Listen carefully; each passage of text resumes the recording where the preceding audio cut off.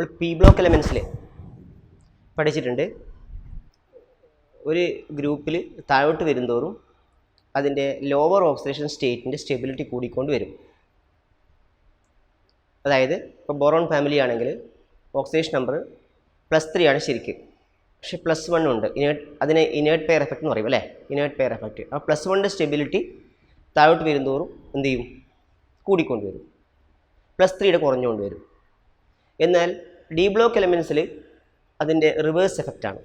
അതായത് D block എലമെൻസിൽ താഴോട്ട് വരുന്തോറും higher oxidation സ്റ്റേറ്റിൻ്റെ stability കൂടിക്കൊണ്ടുവരും. മനസ്സിലായല്ലോ? ഹയർ ഓക്സിഡേഷൻ സ്റ്റേറ്റിൻ്റെ സ്റ്റെബിലിറ്റി താഴോട്ട് വരുന്തോറും കൂടിക്കൊണ്ട് വരും. ഓക്കെ, ഇപ്പോൾ ഉദാഹരണത്തിന് chromium molybdenum tungsten. Chromium molybdenum tungsten. ഇപ്പോൾ ക്രോമിയം 3+ ഉണ്ട്, മോളിബ്ഡിനം 3+ ഉണ്ട്, ടങ്സ്റ്റൺ 3+ ഉണ്ട്. അതിൽ ക്രോമിയം 3+നാണ് സ്റ്റെബിലിറ്റി കൂടുതൽ. മനസ്സിലായോ? കാരണം മുകളിൽ ക്രോമിയം അല്ലേ. എന്നാൽ 6+ ആണെങ്കിൽ തിരിച്ച് ഏത് ടങ്സ്റ്റൺ 6+ ആണ് സ്റ്റേബിൾ ആവുക, കൂടുതൽ സ്റ്റേബിൾ ആവുക. കേട്ടല്ലേ? അപ്പോൾ സ്റ്റെബിലിറ്റി ക്രോമിയം 3+ ഗ്രേറ്റർ ദാൻ ഏത് മോളിബ്ഡിനം 3+ ഗ്രേറ്റർ ദാൻ ടങ്സ്റ്റൺ 3+. അതായത് ലോവർ ഓക്സിഡേഷൻ സ്റ്റെബിലിറ്റി കുറഞ്ഞുകൊണ്ട് വരും, പക്ഷേ ഹയർ ഓക്സിഡേഷൻ സ്റ്റെബിലിറ്റി എന്ത് ചെയ്തുകൊണ്ട് വരും, കൂടിക്കൊണ്ട് വരും. മനസ്സിലായല്ലോ? അപ്പോൾ അങ്ങനെയാണെങ്കിൽ ക്രോമിയം 6+ ഉണ്ട്, മോളിബ്ഡിനം 6+ ഉണ്ട്. ഏതാ സ്റ്റേബിൾ പറയും? Chromium 6+ less stable than molybdenum 6+. അതേപോലെ തന്നെ മോളിബ്ഡിനം 6+ ലെസ് സ്റ്റേബിൾ ദാൻ ഏത് ടങ്സ്റ്റൺ 6+. മനസ്സിലായോ? അപ്പോൾ ഏറ്റവും സ്റ്റേബിൾ ആയിട്ടുള്ള ക്രോമിയം മോളിബ്ഡിനം ടങ്സ്റ്റണിൽ 6+ ഏതാ? ടങ്സ്റ്റൺ 6+. മനസ്സിലായോ? ഇനി അതായത് chromium 3+ more stable than chromium 6+. അതേപോലെ തന്നെ molybdenum 6+ more stable than molybdenum 3+. മനസ്സിലായോ? Tungsten 6+ more stable than tungsten 3+. അതിൽ ക്രോമിയത്തിന് മാത്രമേ 3+ മോർ സ്റ്റേബിൾ ദാൻ 6+ ഉള്ളൂ. ബാക്കി രണ്ടിടത്തിലും 6+ മോർ സ്റ്റേബിൾ ദാൻ ഏതാണ്? 3+ ആണ്. മനസ്സിലായല്ലോ? ദെൻ ക്രോമിയം 6+ ഓക്സിഡൈസിങ് ഏജൻ്റാണ്. ക്രോമിയം 6+ ഓക്സിഡൈസിങ് ഏജൻ്റ് ആവാനുള്ള കാരണം ക്രോമിയം 6+ സ്റ്റേബിൾ അല്ല, അത് വേഗം അതിൻ്റെ സ്റ്റേബിളായ 3+ ആയി മാറാൻ ശ്രമിക്കും. മനസ്സിലായോ? അപ്പോൾ ക്രോമിയം 6+ എന്ത് ഏജൻ്റാണ്? ഓക്സിഡൈസിങ് ഏജൻ്റാണ്. എന്നാൽ മോളിബ്ഡിനം 6+ഉം ടങ്സ്റ്റൺ 6+ഉം എന്തല്ല? ഓക്സിഡൈസിങ് ഏജൻറ്റും അല്ല, റെഡ്യൂസിങ് ഏജൻറ്റും അല്ല. കേട്ടില്ലേ? മോളിബ്ഡിനം 6+ഉം ടങ്സ്റ്റൺ 6+ഉം ഓക്സിഡൈസിങ് ഏജൻറ്റും അല്ല, റെഡ്യൂസിങ് ഏജൻറ്റും അല്ല. എന്താ കാരണം? അതിന് ലെസ് സ്റ്റേബിളായ 3+ലേക്ക് പോകാൻ ആഗ്രഹമില്ല. മനസ്സിലായല്ലോ? ഐഡിയോ അത് ഓർമ്മിക്കുക. കിട്ടില്ലേ? ഇനി MOO3 ആൻഡ് WO3. MOO3യിൽ മോളിബ്ഡിനം +6 ആണ്, WO3യിൽ ടങ്സ്റ്റൺ W6+ ആണ്. രണ്ട് 6+ ആണ്. അതുകൊണ്ട് തന്നെ അത് ഓക്സിഡൈസിങ് ഏജൻറ്റും അല്ല, റെഡ്യൂസിങ് ഏജൻറ്റും അല്ല. കിട്ടില്ലേ? Okay, yes. ഇനി നോക്കുക, ഇപ്പം നമുക്കൊരു സീരീസ് വന്നിട്ടുണ്ട്. How do you account for increasing oxidising power in the series? എന്താ question? How do you account for increasing oxidising power in the series? അതായത് VO2+. Okay, how do you account for the oxidising power in the series? Increasing oxidising power in the series. അതായത്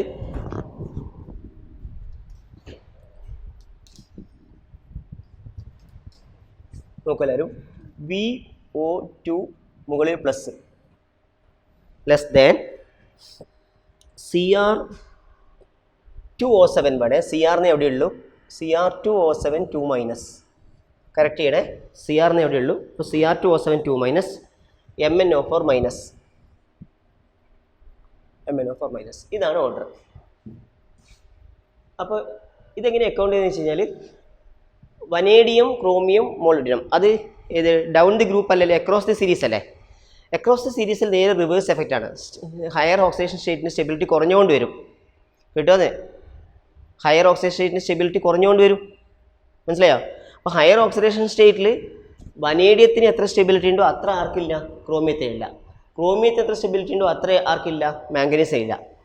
അതുകൊണ്ട് അതിൻ്റെ higher ഇത് VO2+ എന്ന് പറയുമ്പോൾ VO2+ എന്ന് പറയുമ്പോൾ +3 ആണ്. വനേഡിയം 3+ ആണ്, ക്രോമിയം 3+ ആണ്, മാംഗനീസ് 7+ ആണ്. ക്രോമിയം 6+ ആണ്, മാംഗനീസ് 7+ ആണ്. കേട്ടോ? മാംഗനീസ് 7+ ആണ്. ക്ലിയർ ആയല്ലോ? അപ്പോൾ ഏത് VO2 പ്ലസ് എന്ന് പറയുമ്പോൾ യെസ് പിന്നെ നോക്കുക വനേഡിയം +5 ആണ് ഉദ്ദേശിച്ചത്. അപ്പോൾ വനേഡിയം +5 ആണെങ്കിൽ എന്താ വരിക 4 യെസ് അതെ ശരി തന്നെ, ഇത് +5 തന്നെ അല്ലേ? ഇത് +5 ആണ്, ഇത് +6 ആണ്, ഇത് +7 ആണ്, കിട്ടില്ലേ? അപ്പോൾ ഹയർ ഓക്സിഡേഷൻ സ്റ്റെബിലിറ്റി കുറഞ്ഞുകൊണ്ട് വരും, അതാ കാരണം. അപ്പോൾ ഉത്തരം എഴുതിയിട്ടുണ്ട് due to increase in stability of lower oxidation state to which they are reduced. Due to increase in stability of lower oxidation state to which they are reduced, അതാണ് കാരണം. കേട്ടോ? മനസ്സിലായല്ലോ? ദെൻ പിന്നെ അതേപോലെ തന്നെ ഇതേ കാരണം കൊണ്ട് ആണ് പിന്നെ ഗ്രൂപ്പ് 7ൽ അയേണിന് ആകെ Fe2O3 മാത്രമേ ഉള്ളൂ, അതായത് Fe3+ ഉള്ളത്. അത് അവിടുന്ന് അങ്ങോട്ടേക്ക് +3 വരെ സ്റ്റേബിൾ ഓക്സിഡേഷൻ സ്റ്റേറ്റ് ഇല്ല. മനസ്സിലായോ? അപ്പോൾ ഇത് അങ്ങോട്ട് പോകുന്തോറും എന്ത് ചെയ്യും എന്ത് സംഭവിക്കും?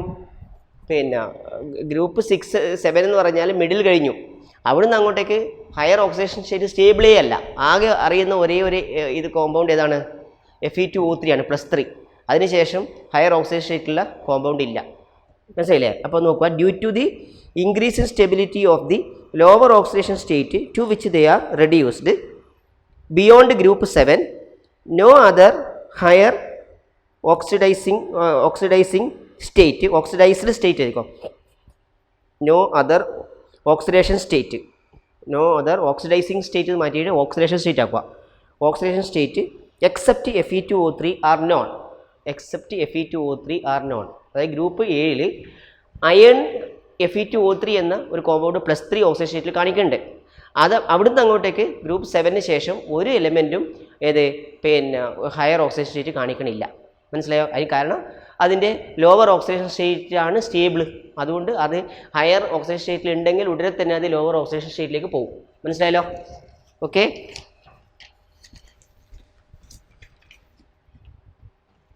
ഇനി Mn2O7 സ്ട്രക്ചർ വരക്കാൻ വേണ്ടിയിട്ട് Mn2O7 സ്ട്രക്ചർ വരച്ച് കഴിഞ്ഞാൽ Mn2O7 അല്ലേ? അപ്പോൾ Mn2O7 പ്രത്യേകത എന്ന് വെച്ചാൽ ഒരു MnO Mn ബോണ്ട് ഉണ്ട്, MnO Mn. ബാക്കി ടെട്രാഹീഡ്രലായിട്ട് ഡബിൾ ബോണ്ടോ ഇവിടെയും കാണിക്കുക. മനസ്സിലായില്ലേ? ഡബിൾ ബോണ്ടോ ഇതാണ് സ്ട്രക്ചർ. അപ്പോൾ ഇതെന്താ കാണിക്കുന്നത് വെച്ചാൽ ഇവിടെ ഡബിൾ ബോണ്ട് കറക്റ്റാണ്, ഇത് സിംഗിൾ ബോണ്ട് കറക്റ്റാണ്, ഇതിന് ഇതാ ഈ മൂന്നെണ്ണം ഡബിൾ ബോണ്ട് കറക്റ്റാണ്. മനസ്സിലായോ? ഇത് സിംഗിൾ ബോണ്ട് കറക്റ്റാണ്. അതുകൊണ്ട് തന്നെ എത്ര ടൈപ്പ് ബോണ്ട് ലെങ്ത് ഉണ്ടാവും? 2 ടൈപ്പ്. ഒരു Mn സിംഗിൾ ബോണ്ട് O ഉണ്ടാവും, പിന്നെ Mn ഡബിൾ ബോണ്ട്, എല്ലാം ഒരേപോലെയാണ് കേട്ടോ. അപ്പോൾ എത്ര എണ്ണം? 1 2 3 4 5 6 Mn ഡബിൾ ബോണ്ട് ആവും, 2 Mn സിംഗിൾ ബോണ്ട് ഉണ്ടാവും. അപ്പോൾ how many types of bond lengths are there in Mn2O7? 2 types of bond lengths. മനസ്സിലായോ? സിംഗിൾ ബോണ്ടിൻ്റെ ലെങ്ത് എപ്പോഴും ഡബിൾ ബോണ്ടിനേക്കാൾ കൂടുതലായിരിക്കും കേട്ടോ. ഓക്കെ. ദെൻ Mn2O7 അസിഡിക് ആണ്. ഹയർ ഓക്സിഡേഷൻ സ്റ്റേറ്റുള്ള എല്ലാ ഡി ബ്ലോക്ക് എലമെൻറ്റ് ഓക്സൈഡും അസിഡിക് ആണ് കേട്ടോ. അപ്പോൾ അതിൽ ഏറ്റവും കൂടുതൽ ഓക്സിഡേഷൻ സ്റ്റേറ്റ് ഉള്ളത് Mn2O7 ആണ്. Mn2O7 അസിഡിക് ആണ്. ആ Mn2O7 അസിഡിക് ആയതുകൊണ്ട് തന്നെ അത് വാട്ടറുമായിട്ട് കമ്പൈൻ ചെയ്യുമ്പം HMnO4 എന്ന് കിട്ടും. HMnO4 എന്ന് പറഞ്ഞാൽ പെർമാംഗനീക് ആസിഡാണ്. എന്താ HMnO4? പെർമാംഗനീക് ആസിഡ് കേട്ടോ. അപ്പോൾ ഒരു ഓക്സൈഡ് അസിഡിക് ആണെങ്കിൽ അത് അക്വസ് സൊല്യൂഷനിൽ അത് ആസിഡ് ഉണ്ടാക്കും. അപ്പോൾ Mn2O7 വാട്ടറിൽ ചേർത്താൽ അത് HMnO4 ആവും. അതിനെ പേര് പെർമാംഗനീക് ആസിഡാണ്. അതിന് ഗ്രീൻ കളറാണ് കേട്ടോ. Permanganic acid green colour. Okay. Then അതേ സമയത്ത് CrO3 ആംഫോട്രിക് ആണ്. CrO3 എന്താണ്? CrO3 ആംഫോട്രിക് ആണ്. CrO3 അസിഡിക് ആണ്. പക്ഷേ വനേഡിയത്തിൻ്റെ പെൻറ്റോക്സൈഡ് V2O5 ആംഫോട്രിക് ആണ്. മനസ്സിലായോ? CrO3 പറയുമ്പോൾ Cr6+ ആയി. മനസ്സിലായോ? 6+ഉം 7+ഉം എന്തായാലും അസിഡിക് ആണ്. ഓക്കെ. അപ്പോൾ Cr2O3 അസിഡിക് ആണ്. ആ CrO3 അസിഡിക് ആകുമ്പോൾ CrO3 വാട്ടറുമായിട്ട് റിയാക്ട് ചെയ്യുമ്പോൾ 2 കോമ്പൗണ്ട് ഉണ്ട്, H2CrO4ഉം H2Cr2O7ഉം കേട്ടോ. H2CrO4 ശരിക്കും H2CrO4 ആ കിട്ടല്, അത് H2Cr2O7 ആയി കൺവേർട്ട് ചെയ്യാൻ ചാൻസ് ഉണ്ട് കേട്ടോ. ഓക്കെ. അപ്പോൾ ക്രോമിക് ആസിഡ് H2CrO4 കിട്ടും. ഓക്കെ. H2CrO4 + H2Cr2O7. ക്ലിയർ ആയില്ലേ? അസിഡിക് ആണ്. ഞാൻ ആംഫോട്രിക് പറഞ്ഞ് തെറ്റി. പക്ഷേ വനേഡിയം പെൻറ്റോക്സൈഡ് ആംഫോട്രിക് ആണ്. അതിൻ്റെ വനേഡിയം പെൻറ്റോക്സൈഡ് ആംഫോട്രിക് ആണുള്ള കാരണം അതിൽ ബേസുമായി റിയാക്ട് ചെയ്യുന്നുണ്ട്, ആസിഡുമായി റിയാക്ട് ചെയ്യുന്നുണ്ട്. Okay, V2O5 plus OH minus gives VO4 3 minus. കിട്ടില്ലേ ഓക്സിയാനിയോൺ? അതേപോലെ oxy cation V2O5 plus H plus VO2 plus, VO2 മുകളിൽ പ്ലസ്. പഠിച്ചില്ലേ? VO2 മുകളിൽ പ്ലസ്. ക്ലിയർ ആയോ? ക്ലിയർ ആയില്ലേ? അപ്പോൾ അത് ആംഫോട്രിക് ആണെന്ന് തെളിഞ്ഞു അല്ലേ? അപ്പോൾ വനേഡിയം പെൻറ്റോക്സൈഡ് ആംഫോട്രിക് ആണ് തെളിയിക്കാനുള്ള റിയാക്ഷൻ ചോദിച്ചാൽ എന്ത് പറയാം? V2O5 plus OH minus gives, പറയും V2O5 plus OH minus gives പറഞ്ഞേ VO4 3 minus, VO4 3 minus oxyanion. അതുപോലെ V2O5 പ്ലസ് H പ്ലസ് ആസിഡുമായിട്ട് റിയാക്ട് ചെയ്യുമ്പോൾ കിട്ടും യെസ് VO2 പ്ലസ്, VO2 മുകളിലൊരു പ്ലസ്. കേട്ടോ? ക്ലിയർ ആയല്ലോ? ഓക്കെ. ദെൻ പിന്നെ yes manganese highest oxidation state കാണിക്കുന്നത് ഓക്സൈഡിലാണ്, ഏതിലല്ല? ഹാലൈഡിലല്ല. സാധാരണ ഫ്ലൂറിനാണ് ഏതൊരു എലിമെൻറ്റും കമ്പൈൻ ചെയ്യാൻ ആഗ്രഹിക്കുന്നത് ഫ്ലൂറിനോടാണ്. എത്ര ഫ്ലൂറിനുമായി കമ്പൈൻ ചെയ്യുക അത്രയും കമ്പൈൻ ചെയ്യാൻ വേണ്ടി ആഗ്രഹിക്കും. മനസ്സിലായ? കാരണം അത്ര നല്ലൊരു എലിമെൻ്റ് ആണെന്ന് മാത്രമല്ല ചെറിയ ആറ്റമാണ് ഫ്ലൂറിൻ. ചെറിയ ആറ്റത്തിനോടല്ലേ എല്ലാവർക്കും ഇഷ്ടം ഉണ്ടാവില്ല. എന്നാൽ മാംഗനീസ് അതിൻ്റെ ഫ്ലൂറൈഡിൽ +4 മാത്രമേ കാണിക്കുന്നുള്ളൂ. കേട്ടോ? അതിന് കാരണം മാംഗനീസ് ഓക്സിജനുമായി കമ്പയർ ചെയ്യുമ്പോൾ മൾട്ടിപ്പിൾ ബോണ്ട് ഉണ്ടാക്കാനുള്ള കഴിവുണ്ട്. മനസ്സിലായോ? അതുകൊണ്ട് മാംഗനീസ് ഏറ്റവും കൂടുതൽ ഓക്സിഡേഷൻ സ്റ്റേറ്റ് കാണിക്കുന്നത് അതിന് ഓക്സൈഡിലാണ്, ഫ്ലൂറൈഡിലല്ല. കേട്ടോ? അപ്പോൾ ഇവിടെ okay, manganese shows highest oxidation state only +4 in fluorides, only +4 in fluorides MnF4. Its highest oxidation state is not shown with fluorine. കേട്ടോ? Unlike other elements. Okay, unlike others. അതിൻ്റെ highest oxidation state ഏതിലല്ല?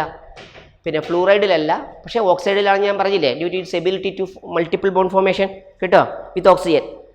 Clear ആയല്ലോ? ഇനി oxy cations of vanadium. Text ബുക്കിൽ 2 ഓക്സി cation കൊടുത്തിട്ടുണ്ട്. VO2 മുകളിൽ പ്ലസും VO2 പ്ലസും. VO2 മുകളിൽ പ്ലസ്, പിന്നെ VO2 പ്ലസ്. മനസ്സിലായില്ലേ? സോ ഏതൊക്കെയാണ് ഓക്സി കാറ്റയോൺസ് ഓഫ് വനേഡിയം?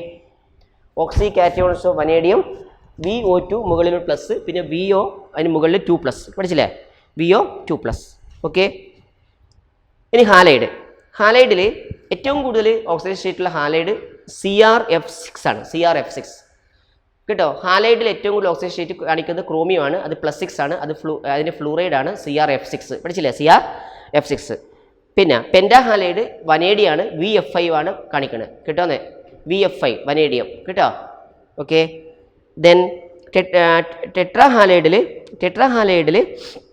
ശ്രദ്ധിക്കുക. ടെട്രാഹാലൈഡ് നമ്മൾ സാധാരണ പറയുമ്പോൾ MX4 ഉണ്ടാവും, MX4 ഉണ്ടാവും, X-4 ഉണ്ടാവും. X എന്ന് പറഞ്ഞാൽ fluorine to bromine, iodine. X- എന്ന് പറഞ്ഞാൽ ഫ്ലൂറിൻ ടു ബ്രോമിൻ. കേട്ടോ? അപ്പോൾ അങ്ങനെയുള്ള കോമ്പൗണ്ട് നോക്കുക. TiX4, VX-4, CrX4, MnF4 ഉള്ളൂ. കേട്ടോ? MnXും വേണ്ട, X- വേണ്ട, ഫ്ലൂറിനുമായിട്ട് മാത്രം. അപ്പോൾ MnF4. ക്ലിയർ ആയല്ലോ? അതിൽ X എന്ന് പറഞ്ഞാൽ ഫ്ലൂറിൻ മുതൽ ഏതുവരെ? അയോഡിൻ വരെയുള്ള ഹാലജനുമായിട്ട് കോമ്പൗണ്ട് ഉണ്ടാക്കാം. അതേസമയത്ത് ഫ്ലൂറിൻ മുതൽ ബ്രോമിൻ വരെയാണെങ്കിൽ സൈസ് കൂടുന്നതിനനുസരിച്ച് സ്റ്റെബിലിറ്റി കുറഞ്ഞുകൊണ്ട് വരുന്നതിൻ്റെ ഒരു എഫക്റ്റാണത്. കേട്ടില്ലേ? ഓക്കെ. ദെൻ ട്രൈഹാലൈഡ് നിക്കലും കോപ്പറും സിങ്കും ഉണ്ടാക്കില്ല. കേട്ടോ? ബാക്കിയുള്ള മിക്കവാറും എല്ലാ എലമെൻറ്റും ഉണ്ടാക്കുന്നുണ്ട്. അപ്പോൾ ട്രൈഹാലൈഡ് ഉണ്ടാക്കാത്ത എലമെൻ്റ് ഏതൊക്കെയാണ്? Nickel, copper, zinc. പഠിച്ചല്ലോ? പിന്നെ എക്സാമ്പിൾ ഞാൻ എഴുതിയിട്ടുണ്ട്. MnF3, COF3, FeX-3, TiX3, VX3, CrX3. X എന്ന് പറഞ്ഞാൽ ഫ്ലൂറിൻ ടു അയോഡിൻ, X- എന്ന് പറഞ്ഞാൽ ഏതാണ്? Fluorine to bromine. ഓക്കെ. പിന്നെ ഇത് ആ ടേബിളിൻ്റെ ഇൻ്റർപ്രിട്ടേഷൻ ആണ് കേട്ടോ. ടെക്സ്റ്റ് ബുക്കിൽ വേർഡ്സിലില്ല. ആ ടേബിൾ ഇൻ്റർപ്രിറ്റ് ചെയ്താണ്. ഒബ്ജക്റ്റീവ് ക്വസ്റ്റ്യൻസിൽ കൂടുതലും ഒബ്ജക്റ്റീവ് ക്വസ്റ്റ്യൻസിനാണ് ഇതിൽ കൂടുതൽ ഇമ്പോർട്ടൻസ് ഉണ്ടാവുക. ഓക്കെ. ദെൻ ഡൈഹാലൈഡ്സ് എല്ലാ എലമെൻസും ഡൈഹാലൈഡ് ഉണ്ടാക്കും. അതിൽ സ്റ്റേബിൾ അല്ലാത്ത 3 ഡൈഹാലൈഡ് ഞാൻ എഴുതിയിട്ടുണ്ട്. TiF2, CuBr2, CuI2. കേട്ടോ? ഇതൊക്കെയാണ് സ്റ്റേബിൾ അല്ലാത്ത 3 ട്രൈഹാലൈഡ്. TiF2, പിന്നെ CuBr2 ആൻഡ് CuI2. ഈ CuI2 ഒക്കെ ഹൈലി അൺസ്റ്റേബിൾ ആവാൻ കാരണം ഫ്ലൂറൈഡ് മുതൽ അയോഡൈഡ് വരെയുള്ളതിൽ ഏറ്റവും സ്ട്രോങ്ങസ്റ്റ് റെഡ്യൂസിങ് പവർ അയോഡൈഡിനാണ്, I- അപ്പോൾ I- വേഗം I2 ആയിട്ട് ഓക്സിഡൈസ് ചെയ്യുന്നത് കൊണ്ട് അതിന് നല്ല റെഡ്യൂസിങ് പവറാണ് കേട്ടോ. അതുകൊണ്ട് ആ +2നെ വേഗത്തിൽ അതിനെ എന്താക്കി മാറ്റും, അതിൻ്റെ കുറഞ്ഞ ഓക്സിഡേഷൻ സ്റ്റേറ്റിലേക്ക് കൺവേർട്ട് ചെയ്യും കേട്ടോ. മനസ്സിലായോ? +2 ആയാലേ രണ്ട് ഹാലജൻ കമ്പൈൻ ചെയ്യാൻ പറ്റൂ. അപ്പോൾ എന്തുകൊണ്ടാണ് CuI2 അൺസ്റ്റേബിൾ ആകാൻ കാരണം വെച്ചാലോ, ഡ്യൂ ടു എന്താണ് the high reducing power of I- ion കേട്ടോ. ആ I- ഏത് Cu2+നെ Cu+1 ആയിട്ട് റെഡ്യൂസ് ചെയ്യും. ക്ലിയർ ആയാലോ? റെഡ്യൂസിങ് പവർ, കാരണം ഏറ്റവും കൂടുതൽ റെഡ്യൂസിങ് പവറുള്ള ഹാലൈഡ് അയോൺ I- ആണ് കേട്ടോ. ഏറ്റവും കൂടുതൽ ഓക്സിഡൈസിങ് പവറുള്ള ഹാലജൻ ഫ്ലൂറിനാണ്, പക്ഷേ ഏറ്റവും കൂടുതൽ റെഡ്യൂസിങ് പവറുള്ള ഹാലൈഡ് അയോൺ ഏതാ? I-. എന്താ അതിൻ്റെ അർത്ഥം? I- പെട്ടെന്ന് അയോഡിനായി മാറും, I2 ആയി മാറും. Okay, clear? ഓക്കെ ആണല്ലോ. നെക്സ്റ്റ് ശ്രദ്ധിക്കുക, കോംപ്ലക്സ് ഫോർമേഷൻ. എന്ത് transition metals easily form complex compounds അല്ലേ? ട്രാൻസിഷൻ മെറ്റൽസിൻ്റെ വേറൊരു ക്യാരക്ടറിസ്റ്റിക് ആണ് transition metals easily form complex compounds. നമ്മൾ നേരത്തെ പഠിച്ചു ട്രാൻസിഷൻ മെറ്റൽസിൻ്റെ ക്യാരക്ടറിസ്റ്റിക്സ് കുറേ. High melting and boiling point ആണ്, ഹൈ എൻതാൽപ്പി ഓഫ് ആറ്റോമൈസേഷൻ ആണ്. അതുപോലെ ഇപ്പം വേണം പറയാം എന്താണ് easily form complex compounds. Complex compound form ചെയ്യാനുള്ള കാരണം രണ്ടെണ്ണമാണ് കാരണങ്ങൾ. ഒന്ന് എന്താണ്, സൈസ് ചെറിയ അയോണാണ് ട്രാൻസിഷൻ മെറ്റൽസ് അയോൺസ്. കൂടാതെ അതിൻ്റെ വാലൻസ് ഷെല്ലിൽ വേക്കൻറ്റ് ഡി ഓർബിറ്റൽ ഉണ്ട്. ആ വേക്കൻറ്റ് ഡി ഓർബിറ്റൽ ലിഗാൻഡ് കൊടുക്കുന്ന ഇലക്ട്രോണിനെ ആക്സെപ്റ്റ് ചെയ്യാൻ വേക്കൻറ്റ് ഡി ഓർബിറ്റൽ ഉണ്ട് കേട്ടോ.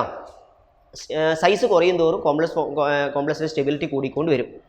അത് നമ്മൾ ഡീറ്റെയിൽ ആയി കോംപ്ലക്സ് കോമ്പൗണ്ട്സ് പഠിച്ചിട്ടുണ്ട് അല്ലേ? ഓക്കെ, അപ്പോൾ അങ്ങനെയാണെങ്കിൽ എന്താ പറയുക, why transition metals easily form complex compounds? അതിന് കാരണം due to the availability of vacant d orbitals, due to the availability of vacant d orbitals to accept the lone pair of electrons from ligands, to accept the lone pair of electrons from ligands. Okay, പിന്നെ അതുപോലെ തന്നെ ഏത്, പിന്നെ transition metal ions generally have small size കേട്ടോ. With decrease in size stability increases. Transition metals metal ions generally have ഏത് small size, with decrease in size stability increases. Okay, ഇനി transition metals അതിൻ്റെ കോമ്പൗണ്ടും good catalyst ആണ്. അപ്പോൾ അടുത്തത് എന്താണ്, transition metals and there compounds are good catalyst, അപ്പോൾ ഈ catalytic activity എന്തുകൊണ്ട് വെച്ചാൽ യെസ് അതിന് വേരിയബിൾ ഓക്സിഡേഷൻ സ്റ്റേറ്റ് കാണിക്കാനുള്ള കഴിവുണ്ട്. അറിയില്ലേ, പലതരത്തിലുള്ള ഓക്സിഡേഷൻ സ്റ്റേറ്റ് കാണിക്കാനുള്ള കഴിവുണ്ട്.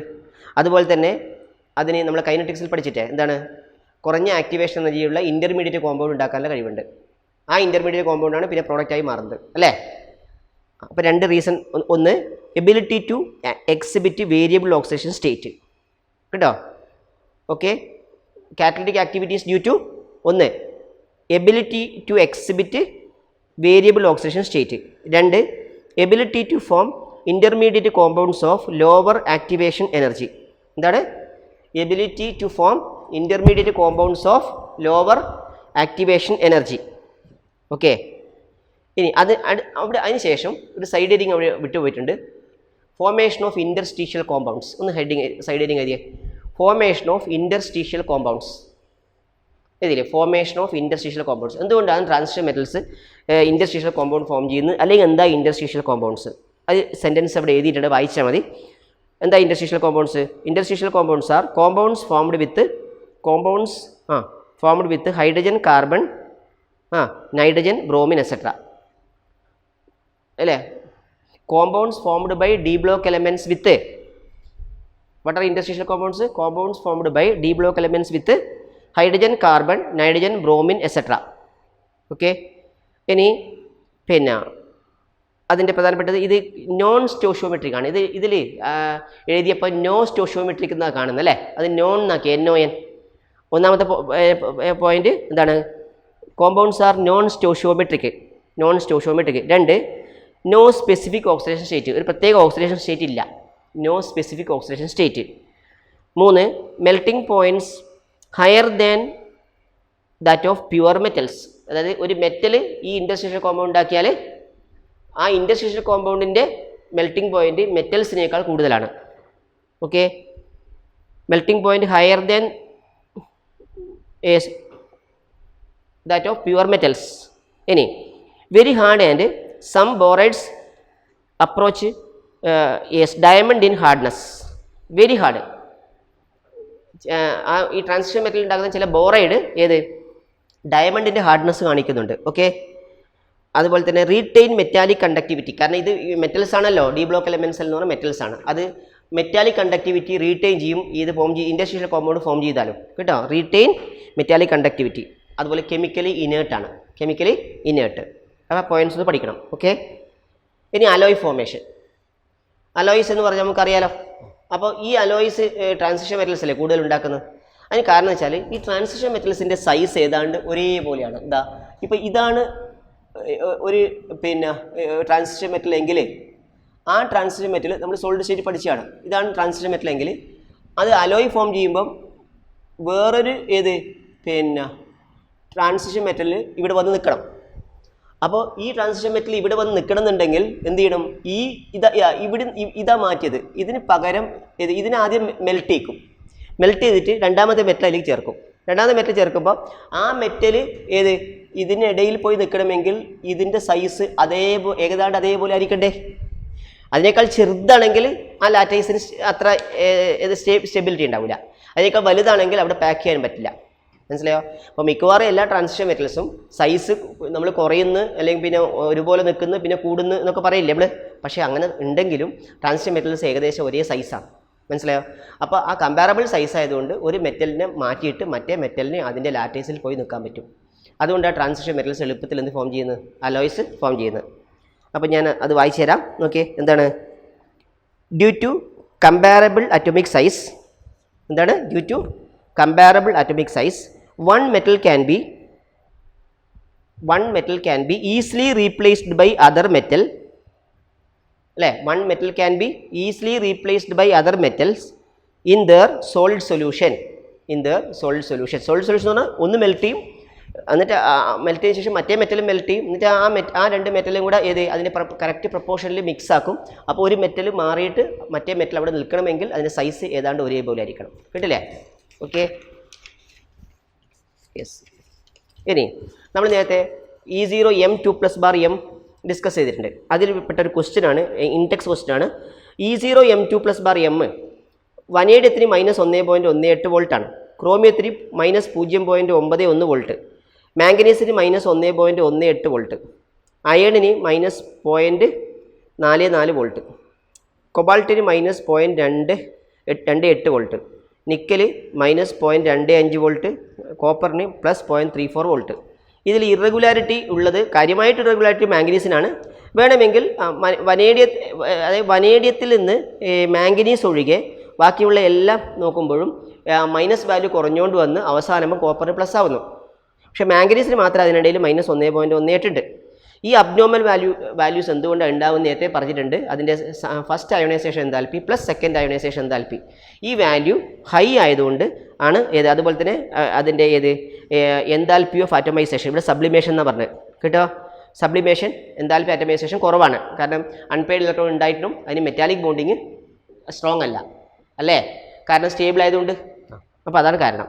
അപ്പോൾ അതിൻ്റെ എക്സ്പ്ലെയിൻ ദി ഇറഗുലാരിറ്റിയിൽ എന്താണ്, the E0M2+M values are not regular which can be explained from the irregular variation of ionisation enthalpies ΔHI1 + ΔHI2 and also the sublimation enthalpy എന്ന് പറഞ്ഞാൽ enthalpy atomisation. Sublimation enthalpies which are relatively much less for manganese and vanadium.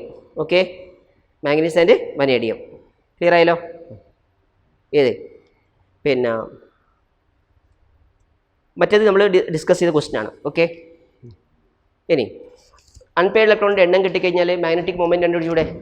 അപ്പോൾ ഇപ്പോൾ ഇവിടെ atomic number 25 manganese ആണ്, അത് 2+ ആയി കഴിഞ്ഞാൽ അതിൻ്റെ മാഗ്നറ്റിക് മൊമെൻറ്റ്. അപ്പോൾ മാംഗനീസ് 2+ എന്ന് പറയുമ്പോൾ 3d5 ആണ്. 3d5 എന്ന് പറയുമ്പോൾ എത്ര അൺപെയ്ഡ് ഇലക്ട്രോൺ? 5 അൺപെയ്ഡ് ഇലക്ട്രോൺ അല്ലേ, 5 അൺപെയ്ഡ് ഇലക്ട്രോൺ ഉണ്ടല്ലോ. അപ്പോൾ √n × n+2, √n എന്ന് പറഞ്ഞാൽ 5 അല്ലേ, 5 × 5 + 2, അപ്പോൾ എത്രയായി? 5 + 2 7, അപ്പോൾ √35 ആയി. √35 ക്ലിയർ ആയല്ലോ. 5.92 ബോർ മാഗ്നറ്റോൺ, 5.92 ബോർ മാഗ്നറ്റോൺ കിട്ടിയല്ലോ. യെസ്. ഇനി ഫോർമേഷൻ ഓഫ് കളേർഡ് അയോൺസ് ആണ്. Formation of coloured ions. Yes, transition metals coloured ion form ചെയ്യാനുള്ള കാരണം നമുക്ക് തന്നെ അറിയാം. എന്താണ്, ഡി ഓർബിറ്റൽ സ്പ്ലിറ്റ് ചെയ്തിട്ട് നമുക്ക് T2G യും EG യും കിട്ടിയിട്ടില്ലേ. T2Gയിൽ നിന്ന് EGയിലേക്ക് ഇലക്ട്രോൺ എന്ത് ചെയ്യാൻ പറ്റും അല്ലേ? പിന്നെ ഏത് ഒക്ടാഹൈഡ്രൽ കോംപ്ലക്സിൽ ആകുമ്പോൾ T2Gയുടെ എനർജി EGയേക്കാൾ കുറവാണ്. അപ്പോൾ T2Gയിൽ അൺപെയർഡ് ഇലക്ട്രോൺ ഉണ്ടെങ്കിൽ അത് ഏതിലേക്ക് പോവാം? EGയിലേക്ക്. അപ്പോൾ എത്ര പിന്നെ T2Gയിൽ നിന്ന് ഒരു ഇലക്ട്രോൺ EGയിലേക്ക് പോകുന്നതിന് നമ്മൾ DD ട്രാൻസിഷൻ എന്ന് പറയും. എന്താ പറയുക? DD transition. ആ ട്രാൻസിഷൻ നടക്കേണ്ട അതിന് കണക്കായിട്ടുള്ള എനർജി എന്ത് ചെയ്യും? അബ്സോർബ് ചെയ്യും. അബ്സോർബ് ചെയ്യുന്ന എനർജി ഏതാണോ അതിൻ്റെ കോംപ്ലിമെൻ്ററി കളറാണ് നമ്മൾ കാണുക അല്ലേ? അബ്സോർബ് ചെയ്യുന്ന എനർജിയുടെ കറസ്പോണ്ടിങ് ആയിട്ടുള്ള കോംപ്ലിമെൻ്ററി കളറിൻ്റെ എനർജി അതിന് കറസ്പോണ്ടിങ് ആയിട്ടുള്ള ലൈറ്റ് നമ്മൾ കാണുക. ഓക്കെ. അപ്പോൾ അങ്ങനെയാണെങ്കിൽ അതുകൊണ്ട് ട്രാൻസിഷൻ മെറ്റൽസ് എന്താണ് കളേർഡ് അയോൺസ് ഉണ്ടാക്കുന്നത്. ഓക്കെ, മിക്കവാറും. ഇനി പിന്നെ അപ്പോൾ ശ്രദ്ധിക്കുക, when an electron from a lower energy d orbital is excited to a higher energy d orbital, അതിനെ DD ട്രാൻസിഷൻ എന്ന് പറയും. The energy of excitation corresponds to the frequency of light absorbed. This frequency generally lies in the visible region. The color observed corresponding to the complementary color of the light absorbed. ഇനി colour പറ്റുമെങ്കിൽ കുറച്ച് ഇതിൻ്റെ പഠിച്ചു നോക്കുക. ഇതിൽ പ്രധാനമായിട്ടും 2 കളറാണ് ഉള്ളത്, ബ്ലൂ ഗ്രീനും. ബ്ലൂ കളറുള്ളത് ഉണ്ടാക്കുന്നത് ഒന്ന് വനേഡിയം എത്ര പ്ലസ്സാ?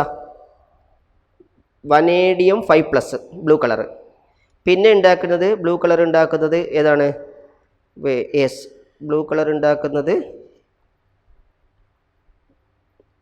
ക്രോമിയം 2+. കണ്ടില്ലേ? ക്രോമിയം 2+. പിന്നെ ബ്ലൂ കളർ ഉണ്ടാക്കുന്നത് കോപ്പർ 2+. അപ്പോൾ അങ്ങനെ പഠിച്ചു നോക്കുക അല്ലേ? ഏതൊക്കെയാണ്? വനേഡിയം 2+, പിന്നെയോ അല്ല വനേഡിയം 4+, ക്രോമിയം 2+, കോപ്പർ 2+, അത് ബ്ലൂ കളർ. ഇനി ഗ്രീൻ കളർ ഉണ്ടാക്കുന്നത് യെസ് നോക്കുക, ഗ്രീൻ കളർ ഉണ്ടാക്കുന്നത് വനേഡിയം 2+, പിന്നെ Fe2+, പിന്നെ നിക്കൽ 2+, അത് ഗ്രീൻ കളർ. ഇത് ഞാൻ പറയണില്ല, ആ രൂപത്തിൽ നിങ്ങൾ പഠിച്ചു നോക്കുക. കളറെല്ലാം ഒന്ന് പഠിച്ചു വെച്ചാൽ നല്ലതാണ് കേട്ടോ. 2 സെറ്റ് ഞാൻ പഠിക്കണ എളുപ്പം വഴി പറഞ്ഞു. ബാക്കി നിങ്ങൾക്ക് പിങ്ക് ഉണ്ട് അല്ലേ? പിങ്ക് ഉണ്ട്, പിന്നെ ഏതാണുള്ളത്? പിന്നെ യെസ്, അതുപോലെ തന്നെ യെല്ലോ ഉണ്ട്. ഓക്കെ, പിങ്ക് Mn 2+ ആണ്. പിന്നെ അതുപോലെ തന്നെ Fe2+ യെല്ലോ ആണ്. ഓക്കെ, Fe2+ യെല്ലോ ആണ്. ദെൻ അല്ലേ Fe3+ യെല്ലോ ആണ്. Fe2+ ഗ്രീൻ ആണ്. Okay, Fe3+ yellow, Fe2+ green ആണ്. അപ്പോൾ പറഞ്ഞല്ലത്. അപ്പോൾ അങ്ങനെ പഠിച്ചു നോക്കാം. ഓക്കെ.